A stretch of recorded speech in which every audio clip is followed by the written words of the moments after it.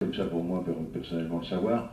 Ensuite, pour ce qui concerne l'Internet, alors l'Internet, on parle beaucoup de l'Internet, des blogs, etc. J'aimerais savoir si les représentants des médias traditionnels ne sont pas quelque part responsables de ce qui se produit aujourd'hui au niveau des médias, dès la mesure où les gens se sont peut-être sentis floués par ce qu'ils lisaient, par ce qu'ils entendaient, par ce qu'ils voyaient, n'ont pas eu la possibilité de participer réellement et se sont donc retournés sur des médias qui leur donnent la parole sans pour toujours savoir, comment dire, garder certaines limites. Ça, c'est ma deuxième question. Et la troisième question, pour recentrer le débat, c'est qui peut garantir... Pas trop de questions à la fois, parce que sinon...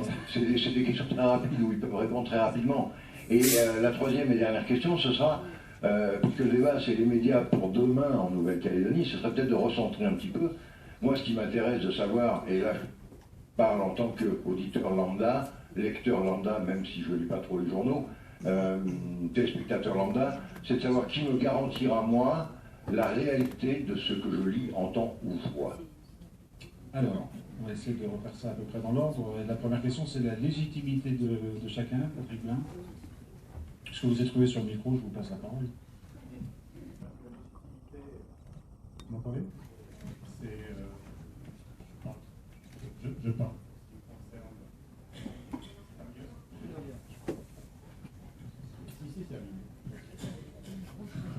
Allô?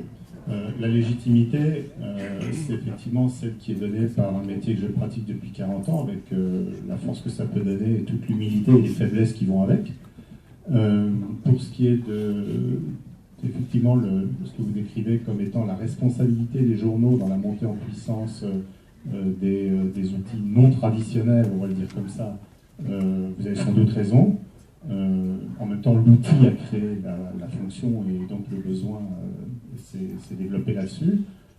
Qu'on le respecte ou qu'on le déplore, peu importe, qu'on en ait envie, de toute manière, on ne reviendra pas en arrière, il faut vivre avec. Je pense que c'est un aiguillon formidable.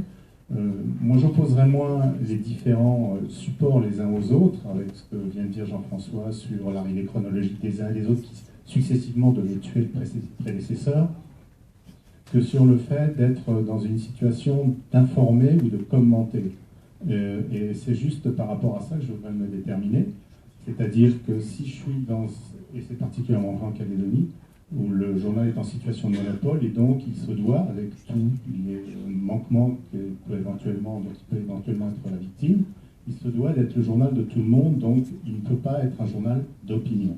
On peut le percevoir comme tel, c'est pas ça dont il s'agit, c'est un journal qui doit s'adresser à tout le monde et qui, de ce fait-là, se doit d'être le journal qui ne prend pas parti. En revanche, il est tout à fait légitime pour qui que ce soit d'avoir droit à la parole et de s'exprimer. Je suis moi-même abonné d'un certain nombre de courriers d'opinion. Je sais que dans cette salle, M. Maresca émet tous les jours une chronique dont je suis friand, mais je n'ai pas de doute sur le fait que c'est la chronique de Pierre Maresca et que c'est une opinion, un commentaire que je distingue depuis 40 ans que j'exerce ce métier, des faits dont j'essaie de restituer juste la simple arithmétique. Quelle était la troisième question? La troisième question, c'était est-ce qu'on n'est pas, les médias traditionnels ne sont pas responsables de la deuxième? Ça, c'est la deuxième. Ah, qu'est-ce qui garantit que ce que je lis, vois ou entends est la vérité vraie?